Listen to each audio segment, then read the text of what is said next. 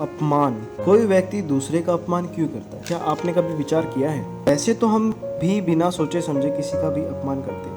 अपना भी अपमान बार होता है। सार का सारा व्यवहार एक दूसरे का अपमान करने पर ही टिका है। जैसे पति अपनी पत्नी का अपमान करता है, बड़ा भाई छोटे भाई का अपमान करता है, मालिक नौकर का अपमान करता है, अर्थात जो भी बलवान है वो निर्बल का अपमान करता ही करता है।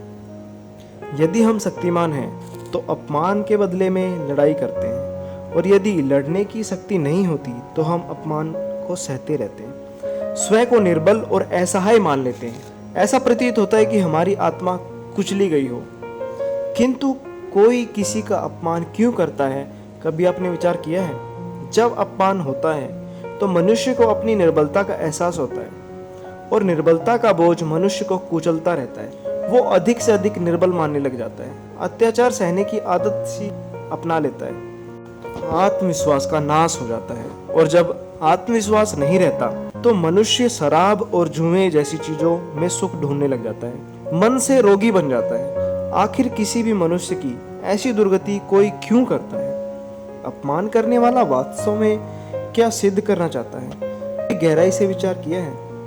वास्तव में हम किसी का अपमान करते हैं उसकी निर्बलता सिद्ध करने के लिए, ये बताने के लिए कि हम उससे अधिक शक्तिमान हैं।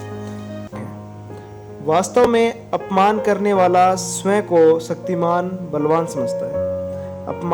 वास्तव में अपमान करने वाला अपनी शक्ति पर विश्वास नहीं करता, दूसरों को चुनौती देकर अपनी शक्ति पर विश्वास प्राप्त करना चाहता है। क्या ये सच नहीं कि जब हम किसी का अपमान करते हैं तो वास्तव में इतना ही प्रकट करते हैं कि हम अपने बल पर भरोसा नहीं है। हम अपने निकट आने वाले सभी को प्रतिद्वंदी मानते हैं, चाहे पति हो या पत्नी क्यों ना हो। हमें लगता है हमें अपनी शक्ति सिद्ध करनी ही होगी, अन्यथा हमारा शोषण होगा।